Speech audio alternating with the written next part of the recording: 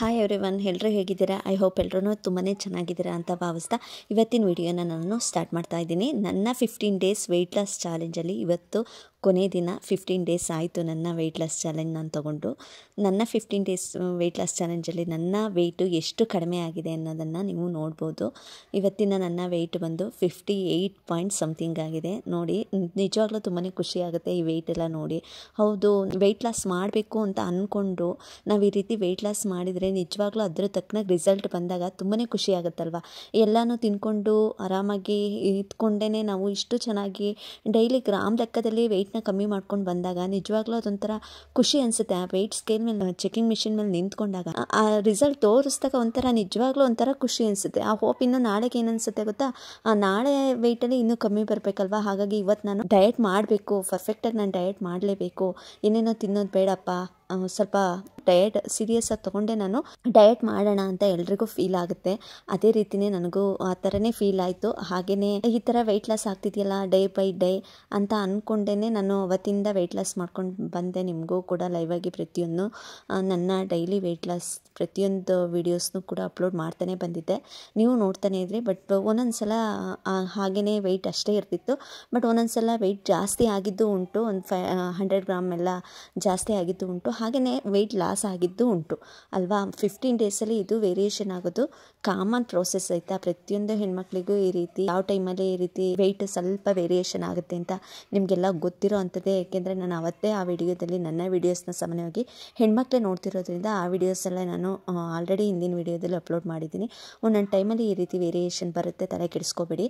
ಅದಕ್ಕೆಲ್ಲ ಯಾಕೆ ತಲೆ ಕೆಡಿಸ್ಕೋತೀರಾ, ನಿಮ್ಮ ವೆಯ್ಟ್ ಲಾಸ್ ಜರ್ನಿನ ಮುಂದುವರಿಸಿ, ತಲೆ ಕೆಡಿಸ್ಕೊಬಿಡಿ ಯಾವುದಕ್ಕೂ ಅಂತ ಹೇಳ್ಕೊಂಡೇ ಬರ್ತಿದ್ದೆ. ಹಾಗಾಗಿ ನಾನು ಕೂಡ 15 ಡೇಸಿಂದ ವೆಯ್ಟ್ ಲಾಸ್ ಮಾಡ್ತಾನೆ ಬಂದೆ. ಹಾಗೆಯೇ ಏನೇನೆಲ್ಲ ತಿಂತಾ ಇದ್ದೆ, ನನ್ನ ರೆಸಿಪೀಸು ಬೆಳಗ್ಗೆ, ಮಧ್ಯಾಹ್ನ ಮತ್ತು ಸಂಜೆ 3 ಟೈಮು ನಾನು ಏನೇನೆಲ್ಲ ತೊಗೊಂಡಿದ್ದೀನಿ, ತಿಂಡಿ, ಊಟ ಮತ್ತು ನೈಟ್ ಈವ್ನಿಂಗ್ ಸ್ನ್ಯಾಕ್ಸ್ ಅಂತಲೇ ಹೇಳೋಕ್ಕೆ ಇಷ್ಟಪಡ್ತೀನಿ. ನೈಟ್ ಊಟ ಅಂತೂ ನಾನು ಮಾಡ್ತಾ ಇರಲಿಲ್ಲ.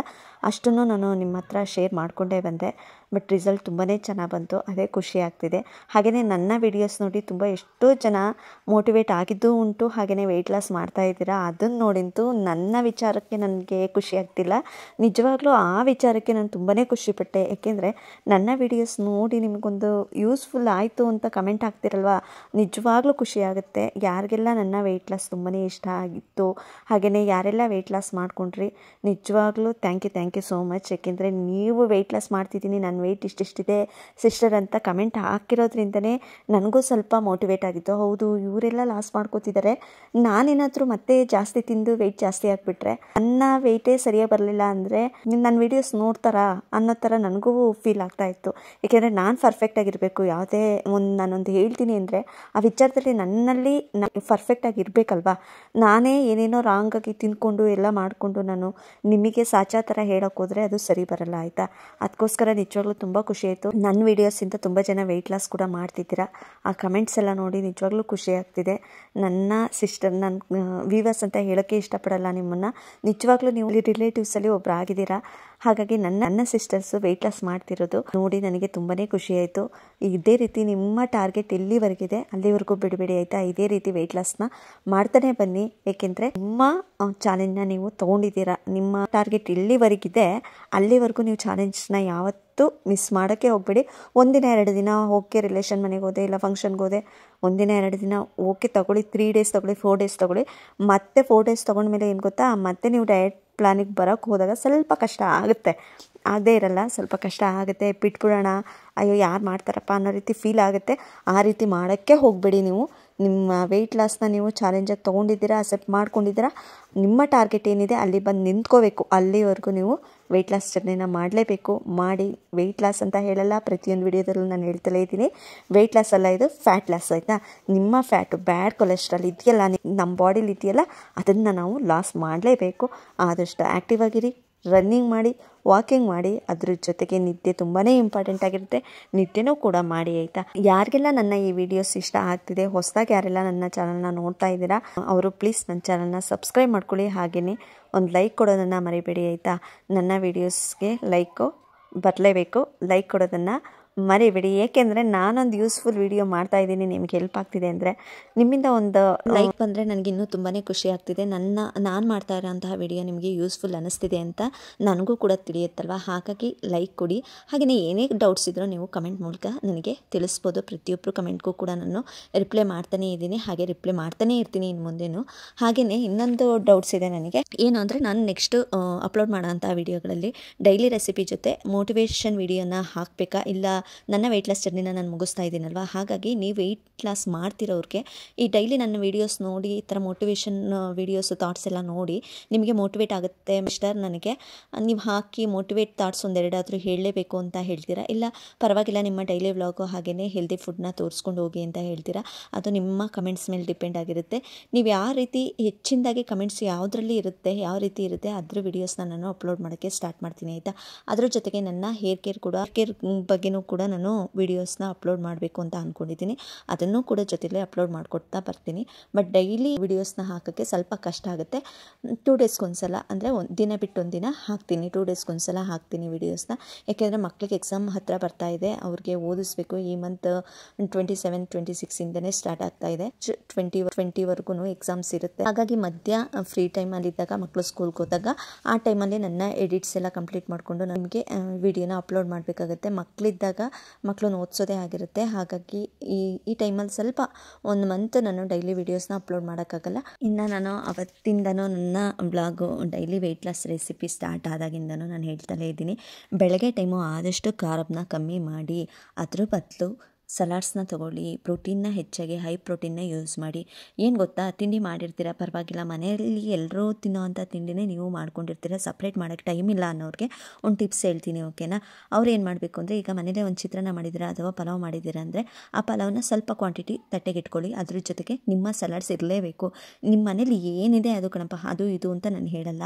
ನಿಮ್ಮ ಮನೇಲಿ ಏನಿದೆ, ಕ್ಯಾರೆಟ್, ಆಲ್ಮೋಸ್ಟ್ ಎಲ್ಲರ ಮನೇಲೂ ಕ್ಯಾರೆಟ್ ಇರುತ್ತೆ, ಬಟಾಣಿ ಇರುತ್ತೆ, ಬೀನ್ಸ್ ಇರುತ್ತೆ, ಬೀಟ್ರೂಟ್ ಇರುತ್ತೆ, ಏನಿರುತ್ತೆ ಅದನ್ನು ಸಲಾಡ್ಸ್ನ ಮಾಡಿಕೊಡಿ ಓಕೆನಾ. ಹಸಿ ತಿಂದರೆ ಹಸಿ ತರಕಾರಿ ತಿನ್ನೋದ್ರಿಂದ ಗ್ಯಾಸ್ ಪ್ರಾಬ್ಲಮ್ ಆಗುತ್ತೆ, ನಿಮಗೆ ಗ್ಯಾಸ್ಟ್ರಿಕ್ ಆಗುತ್ತೆ ಅನ್ನೋದಾದರೆ ಸ್ವಲ್ಪ ಬೇಯಿಸ್ಕೊಡಿ ಹಬೇಲಿ ಓಕೆ. ಎಲ್ಲರ ಮನೇಲಿ ಇಡ್ಲಿ ಸೆಟ್ ಇದ್ದೇ ಇರುತ್ತೆ. ಇಡ್ಲಿ ಸೆಟ್ಗೆ ನೀವು ಸ್ವಲ್ಪ ನೀರು ಹಾಕಿ ಅದ್ರ ಮೇಲೆ ಏನೇನು ವೆಜಿಟೇಬಲ್ಸ್ ಇದೆ, ಬೀನ್ಸ್ ಇದೆ, ಕ್ಯಾರೆಟ್ ಇದೆ, ಅಥವಾ ಗೆಡ್ಡೆಕೋಸು ಇದೆ, ಬೀಟ್ರೂಟ್ ಇದೆ, ನಿಮ್ಮ ಮನೇಲಿ ಏನಿದೆ ಅದನ್ನು ಸ್ವಲ್ಪ ಕಟ್ ಮಾಡಿ ಇಡ್ಲಿ ಸೆಟ್ ಇದೆಯಲ್ವ ಅಲ್ಲಿಗೆ ಇಟ್ಬಿಟ್ಟು ಒಂದು 5 ಮಿನಿಟ್ಸ್ ಅದನ್ನು ಆ ಹಬೇಲಿ ಬೇಯಿಸಿ ಆಯಿತಾ. ಅದಷ್ಟು ಎಲ್ಲ ಬೆಂದಿರುತ್ತೆ. ಬಟಾಣಿ ಸೀಸನ್ ಆಗಿರೋದ್ರಿಂದ ಬಟಾಣಿನೂ ಕೂಡ ಇಟ್ಕೋಬೋದು. ಮೊಳಕೆ ಕಾಳು ಆದಷ್ಟು ಹೆಸರು ಕಾಳು ಮೊಳಕೆ ಕಾಳನ್ನ ಕಟ್ಟಿರಿ ಆಯಿತಾ. ನೈಟ್ ಕಟ್ಟಿ ಬೆಳಗ್ಗೆ ಹೊತ್ತಿಗೆಲ್ಲ ಸ್ವಲ್ಪ ಮೊಳಕೆ ಬಂದಿರುತ್ತೆ ಓಕೆನಾ. ಅದನ್ನು ಕೂಡ ಇಟ್ಕೋಬೋದು. ಅದನ್ನು ಹಸಿ ತಿನ್ನೋಕ್ಕಾಗಲ್ಲ ಅಂದರೆ ಅದನ್ನು ಕೂಡ ಈ ಥರ ಇಡ್ಲಿ ಸ್ಟೀಮರಲ್ಲೇ ಇಡ್ಲಿ ಮಾಡ್ತೀವಲ್ವ ಆ ಸ್ಟೀಮಲ್ಲೇ ನಾವು ಸ್ಟೀಮ್ ಮಾಡ್ಕೋಬೋದು. ಆ ಥರ ಮಾಡಿಕೊಂಡು ಎಲ್ಲನೂ ನಿಮಗೆ ಗ್ಯಾಸ್ ಪ್ರಾಬ್ಲಮ್ ಇದ್ದರೆ ಆ ಥರ ಮಾಡಿಕೊಡಿ. ಗ್ಯಾಸ್ಟ್ರಿಕ್ ಪ್ರಾಬ್ಲಮ್ ಇಲ್ಲ ಅನ್ನೋರು ಆರಾಮಾಗಿ ಮಾಮೂಲಿ ಫ್ರೆಶ್ ಆಗಿರೋ ವೆಜಿಟೇಬಲ್ಸ್ನೇ ತಿನ್ನಿ ಆಯಿತಾ.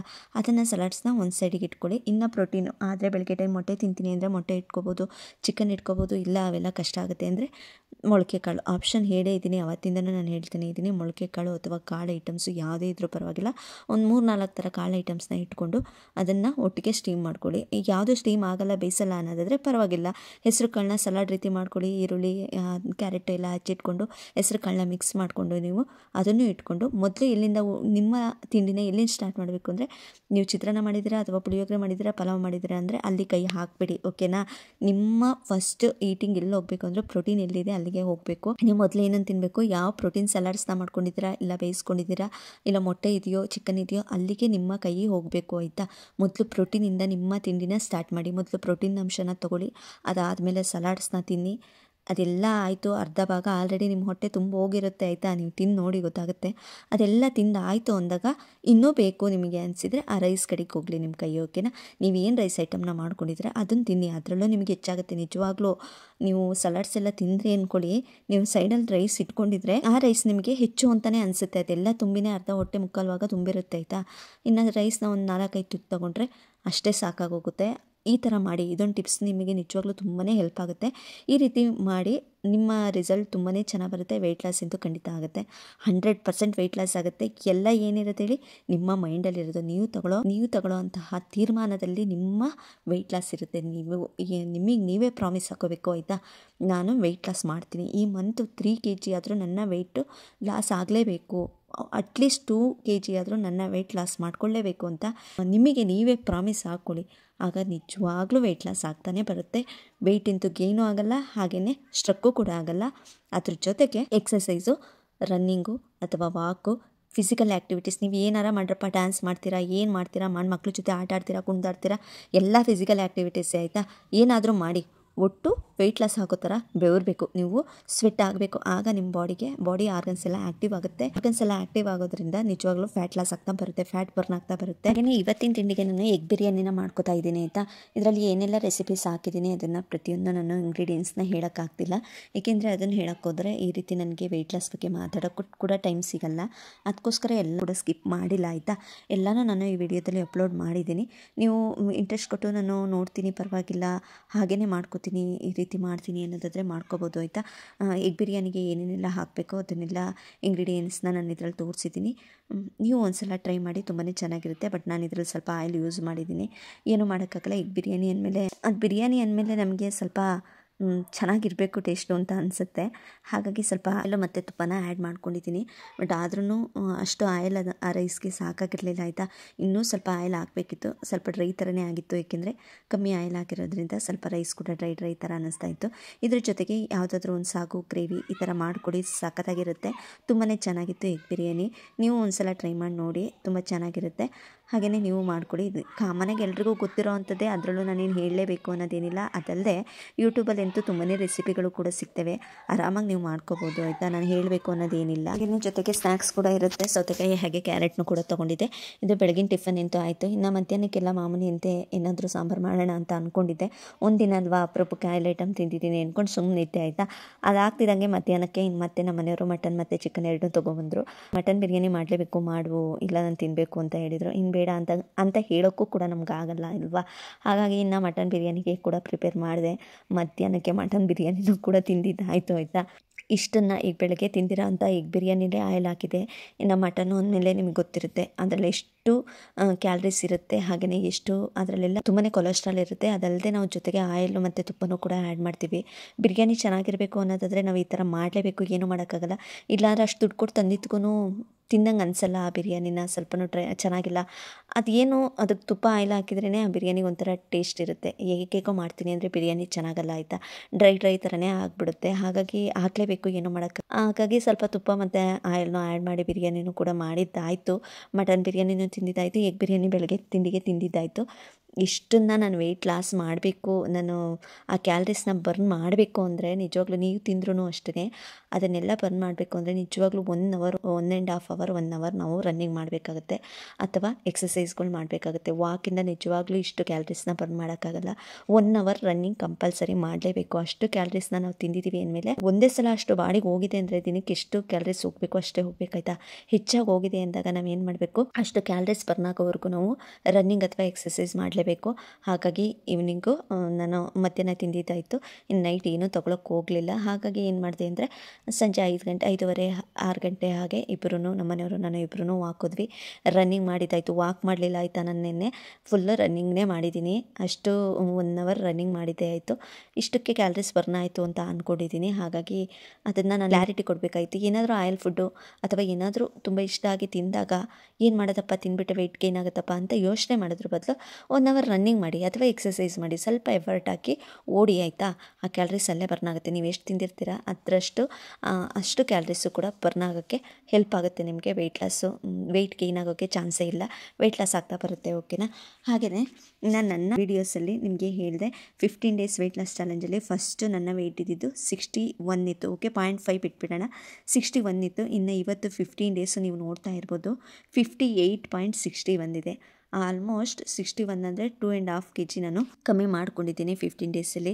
ತುಂಬಾ ಖುಷಿ ಆಯಿತು. 15 ದಿನಕ್ಕೆಲ್ಲ 2.5 kg ಹತ್ತತ್ರ ನಾನು ಕಮ್ಮಿ ಮಾಡ್ಕೋತೀನಿ. ಅಂದರೆ ಮಂತಲ್ಲಿ ನಾವು ನಿಜವಾಗ್ಲೂ ನಾವು ತಿನ್ಕೊಂಡೇ ವೆಯ್ಟ್ ಲಾಸ್ ಮಾಡಿದ್ರು 1 ಮಂತ್ಗೆ ನಿಜವಾಗ್ಲೂ ಆರಾಮಾಗಿ 4 kg ವೆಯ್ಟ್ ಲಾಸ್ನ ಮಾಡ್ಬೋದು. ಅದರಲ್ಲೂ ಎಲ್ಲ ತಿಂತಿದ್ದೀವಿ, ಪ್ರೋಟೀನ್ಸು, ರೈಸು, ಕಾರ್ಬು ಎಲ್ಲ ತಿನ್ಕೊಂಡೇ ವೆಯ್ಟ್ ಲಾಸ್ನ ಆರಾಮಾಗಿ ಮಾಡ್ಕೋಬೋದು. ನೀವು ಕೂಡ ಅದೇ ರೀತಿ ವೆಯ್ಟ್ ಲಾಸ್ನ ಮಾಡಿ ಯಾವುದೇ ರೀತಿಯೂ ಹೋಪ್ನ ಕಳ್ಕೊಬೇಡಿ ಆಯಿತಾ.